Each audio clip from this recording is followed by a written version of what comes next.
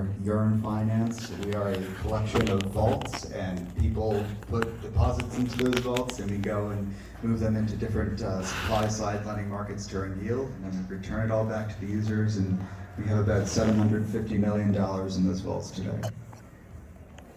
All right, hey, I'm Gulliaume Lambert. James, your profile photo looks just like you. Great fun. I'm the founder of Penoptic. We're doing options on Ethereum, and we can go on all the EVMs. We're rethinking options to make them work better with the confines of DeFi. So it's not an order book, it's more like a Uniswap-like model. That means that we can innovate quite a bit on that options layer. Options have had a huge use case in TradFi. We haven't seen any product solve or get options to work on DeFi. We think we're the first one. We've launched in December. We're in a leave of absence now, but we'll launch again on V2 with our V2 in December again this year. Hey everybody, I'm Jack Dishman. I built Clanker as a side project last November. Clanker, for those who aren't familiar, it's a token deployment framework, primarily on the base network. We're also on Arbitrum, Abstract, and Unichain. The goal is to be kind of what Next.js is to React, Clanker is to Uniswap, V3 and V4, allowing flexible token deployments. In the past 10 months, our tokens have done about, I think like 3.8 billion in volume and generated about $38 million for creators' interfaces in our protocol. And that's across around 455,000 tokens. It started as a chatbot on Farcaster, but now we have an API SDK and a UI deploy. Thanks. That's in under a year. That's pretty impressive. Yeah, it's been pretty crazy.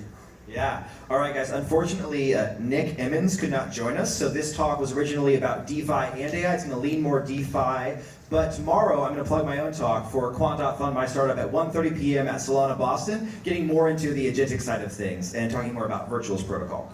And so I'm kind of curious. I'm going to ask you all to raise your hands for these different questions. We're going to get an idea of where you're at, and that'll help us answer our questions, also help me learn more about our audience. So do you have any non-token DeFi positions actively? Only a few. Okay, so people there. Do you actively manage your DeFi positions? If you do, actively manage, it's not just passive stuff? Okay, so only a few folks. Do you have any non-trivial TVL in an agentic DeFi product or platform, like Virtuals or Morpheus? Very few people, very few. Okay. And then, who in the crowd has sent an on-chain transaction with an autonomous agent? Okay, still it's a very small minority. All right, and then, was it on a social platform? You can keep those raised. Okay, that's good. That was Jack's question, now you know. And then, do you believe that agentic traders will or have already become dominant in DeFi markets? Like if they will become or they have already become dominant in DeFi markets? A few of us, most people think that it's going to be manual, humans doing the trading. Okay, great. So for my gentleman here, after seeing the audience's responses, now you can tailor some of your answers. My first question is, what's something you understand about DeFi or markets that at least half the people in this room might disagree with? So at least half the people might disagree with or not know about. Try to give us a spicy hot take. It's the end of the day. My take is that I know some people here just said that the agents would dominate. I think there's always going to be a human behind it, and they're going to set the guardrails for those agents to operate within. And I don't think there's ever going to be just like an agent that takes over everything, I guess. Terminator? All right. What do you guys think? I mean, I'll take a riff on this. I think the agents, maybe they work with the long tail of assets, the newly launched tokens, those that haven't seen a lot of trading. If you try to out-trade with an agent ETH or Bitcoin or these more mature tokens, it's never going to happen. It's like trying to train an AI to play roulette better than the odds. I would say that, yeah, the reason why they have success now is because the market is so new and immature that when we do get to a point where everything is more efficient, then they will be no edge left. Yeah, I'll kind of riff off that, right? Like I think that a AI bot probably it won't out-trade, the best traders out there. I like to think of AI as a tool, right, where it makes natural language processes easier into, executable commands. So I think that's like the real breakthrough here, where it's, now you can trade tokens in a social feed, you can email to, make these transactions, really kind of like plugging it and playing anywhere. And I think that's the true unlock there. Great, guys. And then could you share a hot take for on-chain AI and crypto that maybe at least half the people in the room don't know about or don't understand or don't agree with you? I have a feeling that most people who are using these products today are probably taking losses. That's true, to my understanding. I just wanted to check. Any other thoughts on this? I mean, more generally, is it only AI and crypto, or crypto more generally?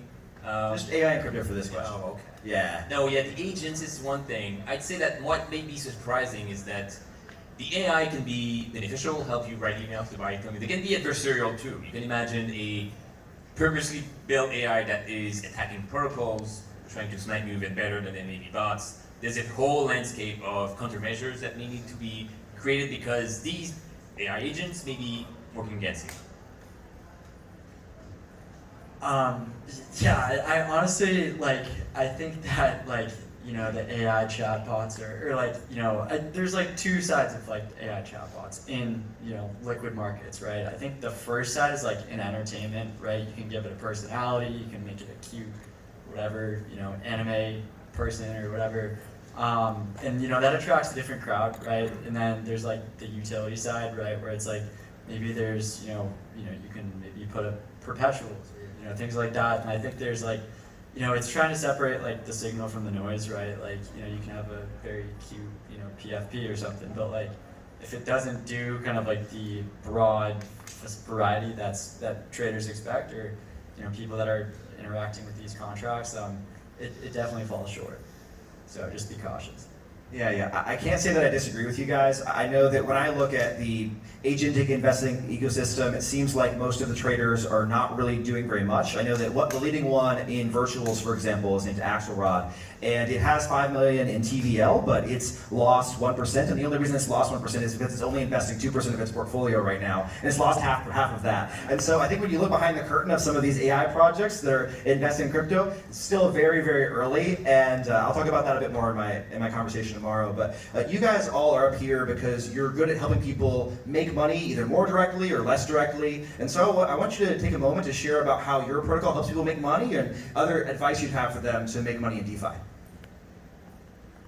So when you use some of these agents right now, when you enter a position, you might have in your wallet one stable, and you want to zap into something that is more complicated than that. Maybe it's a multi-token position, a liquidity position. There are fees and costs associated with each one of those movements, and if you do it through an agent these days, you might not know exactly what it's doing, and you might deposit the funds and voila, you've lost 3% already on something that's only going to return 2%, and that's a loss.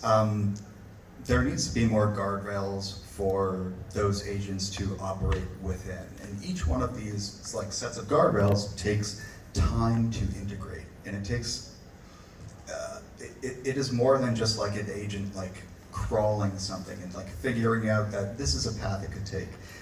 They need to be programmable. And I think that is something that Yearn has been working on for 2 years now, because what happens in a Yearn vault when we have a position that's say someone puts USDS into a vault, that's a stable coin.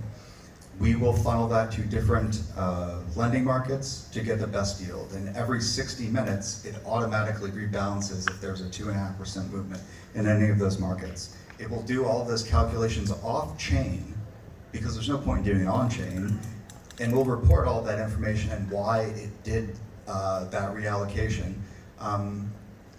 But everything happens, all the guardrails are on-chain, and we define those before any agent can make any movements. So I think this evolution is going to take some time still, like maybe years, but the natural way of people being able to direct or like describe what they want to have done, like that's the magic of AI, and that's how we onboard more people, and then hopefully by the time they get here, everything is really safe. One thing is, when you talk about AI agents, you can imagine, okay, I'm going to find a trade, I'm going to talk to the AI, it's going to give me the best ticker to buy, the best coin, and you do this, but then your neighbor is doing this. Everyone in the room is doing the exact same thing. I mean, the AIs are pretty deterministic. You ask ChatGPT 5 questions, gives you the same answers 5 times. So I would even say I would do the exact opposite of whatever AI agent tells me, because I'll be the contrarian, I'll be able to kind of benefit on that. And if you do this, then half the people will be one side, the other half. So it's quite hard to trade all as a group without having the other side be a menace. And similarly, if you do the other side, someone will find the same thing, it's going to be crowded. So I'd say that the world I'm from, which is options trading, which is 2 sides for every bet. Some people call it zero sum, but it's a easier way to take the other side. If you can only buy a token, and you cannot short it, you cannot have a benefit when it goes down, then it can only go up until it collapses, it doesn't go up. So I would say that my contrarian nature tells me to do the exact opposite of these AI agents. If you want to do this, maybe there's a perk, you get options with national ways to do this, but you have to take the other side. It's never going to be a golden tip for everyone. There's always going to be some downside. If you guys can't tell, he's kind of bearish on AI intelligence trading. I actually agree with you. I'll share that in the virtuals ecosystem, which I'm most familiar with, there is actually a large-scale problem of the signal agents, along with the fund manager agents, actually just copying one another and kind of moving around this herd mentality, because it's actually kind of cheaper to just follow through with the computation's already been done and the work that's already been done with one of the major ones. It seems like there are smaller ones that are just copying the major ones, or the signal trader agents are actually copying one another and like running LLMs to figure out if what they're copying is actually good. And so this is definitely a real problem and out there in the real world in the dark forest. So fund managers do this all the time. They get called their buddies, what do you do today? So it's humans behind the wheel in TradFi, but now it could be agents. But yeah, anything that you do can be copied and replicated. Does everyone know what he meant by dark forest in here? Maybe you should describe that. Ethereum is a dark forest, is a classic article that talks about how on-chain actions work. Perhaps it's difficult to understand everything that's going on. If you make transactions that aren't very well protected, you're going to get in trouble. All of your money will be stolen if you don't have the right security. That's the kind of idea you're referring to? Yeah, this dark forest, when you send like transactions like through the Ethereum ecosystem, there are actors who will take action against it or for it or do something to it. It will be impacted. I don't want to hijack. We had a security incident where we had to white hack our own contracts to rescue the funds. And if you were to do this on MetaMask or Rabi and hey, let me send a transaction that rescues everything, all the bots would deploy contracts, replicate what you do, steal the funds, put them in their account instead of yours, because it's all public. It's a public mempool. So we have to get a private mempool. Flashbot does this, but it was prevalent because there was no solution maybe 3 to 5 years ago. Now you have these private mempools, but it's same thing with when you trade. If you can see who's trading, you can see even if it's a block afterwards, you can easily copy it. Nothing is private in these environments too. Any thoughts, Jack? What was the original question? It was how does our projects make money for people? Yeah, so I think these liquid markets are really attention markets at the end of the day. You buy a token, what's hot today, if it's not hot tomorrow, the price is going to go down. What Clanker does is it makes it free to deploy a token that's, these contracts are audited, trusted, and I think we're a launchpad, basically. The role of a launchpad has kind of shifted. It's more than just deploying a token these days. It's gathering attention for these people, right? We do it by sharing, just like with socially. And the way that, we've kind of broken this down into a few different layers, right? Where there's Clanker contracts, and what we are is kind of an infrastructure provider. There's a robust ecosystem around us with also a lot of we're calling them apps, automated buyers versus NABs, non-automated buyers, those are like people like us. But yeah, basically we split LP fees with these creators that they don't have to have a technical background. Primarily, we saw these, it was started with meme coins, now it's, I think, AI coins were a big thing, AI to AI, and now the big kind of meta is we're seeing app coins on Farcaster. People build mini apps, they want to use a token for it, and they're able to generate pretty substantial revenue for being a bootstrapped project. They're able to allocate a certain percentage if they did want to raise VC funds later. This is all possible for free now, and it's really cool to just see these people that they're artists, they're streamers, they're vibe coders, but we take care of the contracts for them in exchange for a fee on top of that. It's all volume based, right? So we split up the LP percentage. But yeah, I think it's and then another layer to this is the interface level.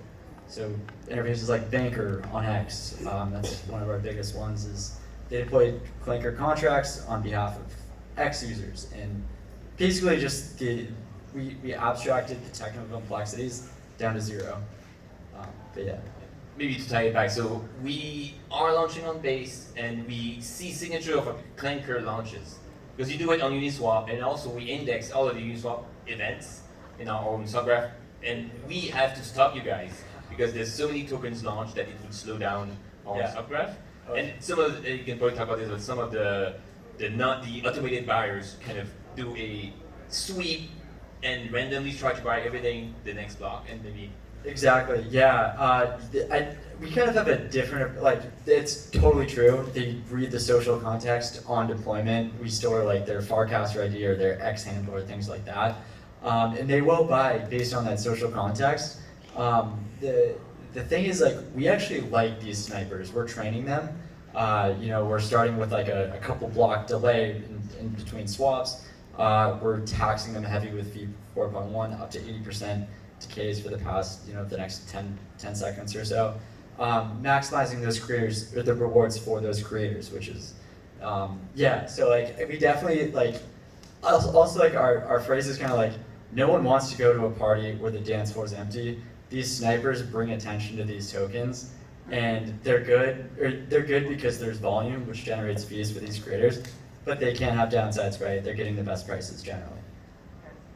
So DeFi is complicated. When you talk to people, there are all these new projects. What you knew a year ago might not be true today. A brand new protocol might have popped up, and it's twice the size of what you were using before. And so what have you guys learned recently, in the past year or 6 months, that surprised you thought was really interesting about DeFi or DeFi AI?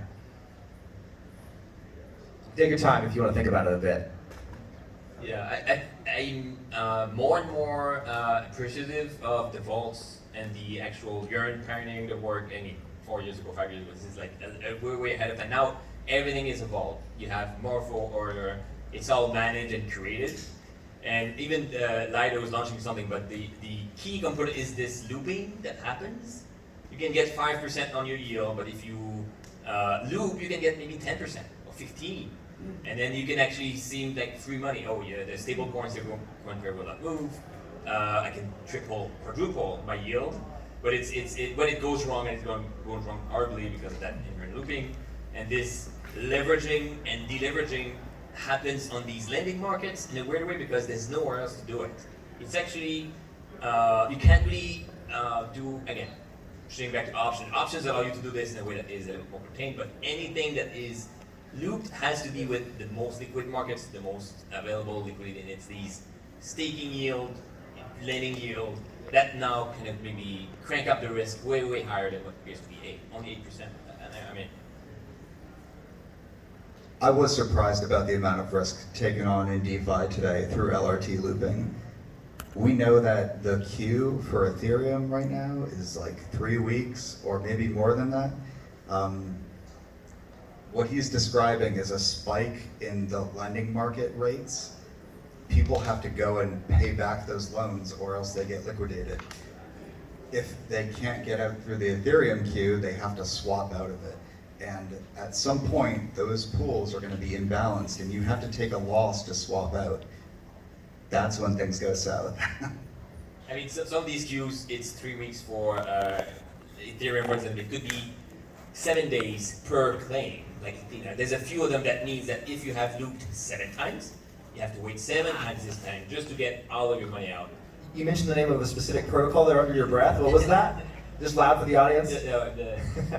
All the queues. Athena has one, but then a lot of these liquid LRTs, LSDs, they have this redemption mechanism that adds an extra time scale. And then whenever you see these extremely profitable yields, think about the deleveraging as unwinding this correct.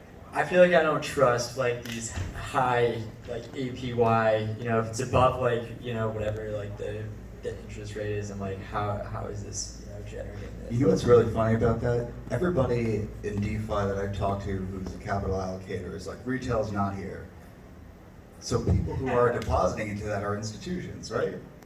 It's gotta be. I mean, yeah, I feel like, I don't know if we're quite there yet for like the retail, right? Where it's like, I think, like you guys make it very easy to, deposit, but like, I don't know. I just feel like, my normie friends or people like aren't going to, I don't know.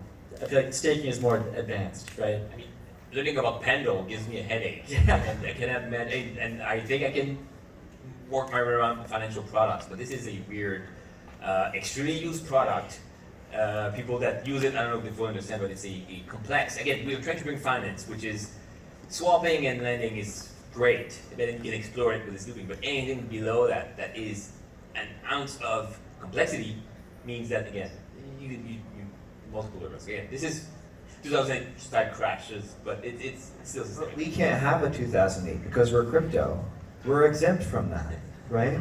No? Oh, yeah. It can happen to us too. We can have a large institution collapse and ruin our markets for a couple years. No. DATs. No. Okay, well, are DATs actually meaningful for DeFi? I think that's a really fair question. It's very topical. Or are they just going to pump money into L1s that doesn't flow down? Those are also pretty surprising, that DATs are becoming very popular.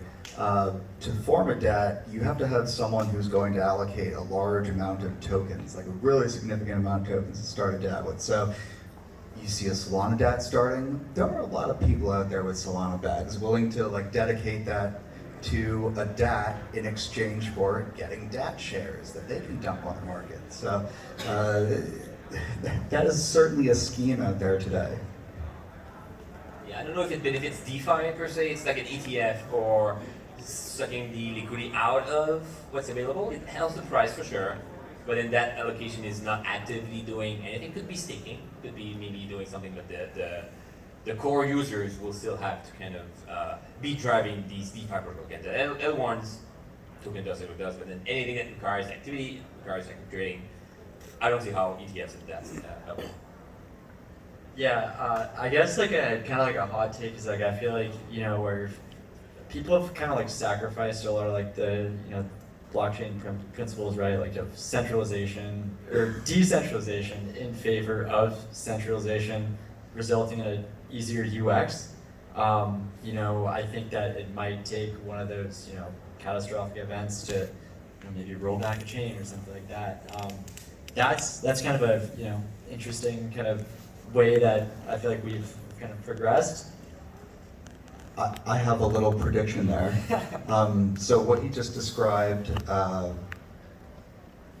giving away decentralization and accepting centralization, what he's describing, there are a lot of vault products out there today. The way that Yearn vaults work is each time we take a harvest, each time we recognize a profit, the vault share, price per share, goes up.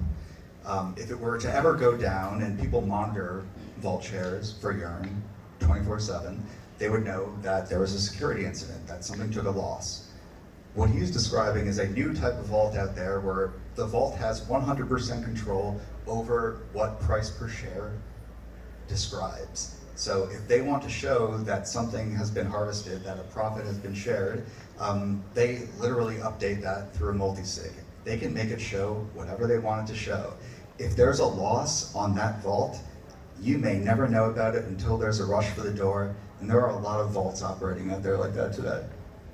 Scary. I will defend some of the vault providers. At least to my knowledge, Drift on Solana, I know this is in the Ethereum project here, it is very safe and people can't do that. But I will have to look into that and be very attentive to it, specifically as someone that has vaults in my own product. So that's a good thing to note. And they're also reliant on Safe and Safe's UI also for operations, and it's not exactly very reliable lately.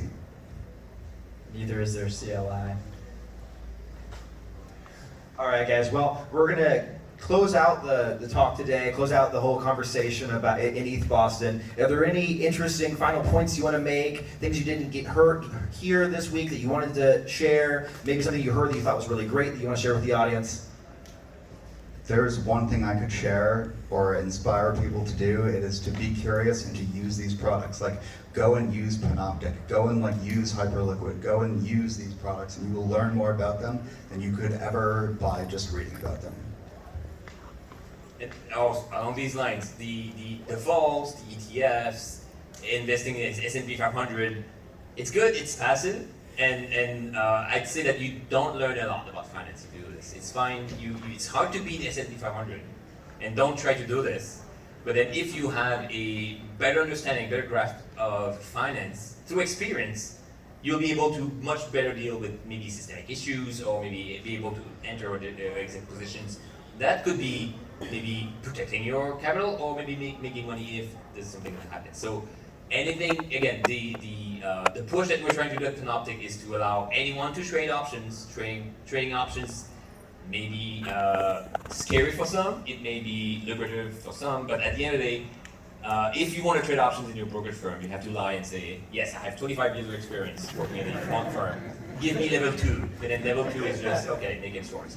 So we definitely trust you guys to be smart about this, but then you have to try it. Try small, lose a little bit, know, and learn along the way. But even the vaults is abstracting away some of this, and we've seen there's issues that can arise, and again, price. I didn't know about this shares price manipulation, but it's definitely something that I tweet about it all the time. Okay. No one reads it. I'll retweet. But yeah, the key point is that even though it's more work, if you have the time, but also the interest to know about finance, then DeFi is much easier. As I said, brokerage firms will lock you out, not even able to access any of this. We open it up, we make it available for everyone. So whether it's lending, whether it's these, what seems risky, but if you can manage your risk, then yeah, go for it. Yeah, and I just want to say, to any of those builders or dreamers out there that are pursuing their passions, and it feels like you're at the end of the road, or you don't see the light at the end of the tunnel, and it feels like you're just wasting time doing it, following your passion. Don't give up. Bet on yourself, because I think that's when you can really break through. And yeah, just keep on experimenting. All right, thank you guys so much. Can you give another round of applause for our speakers?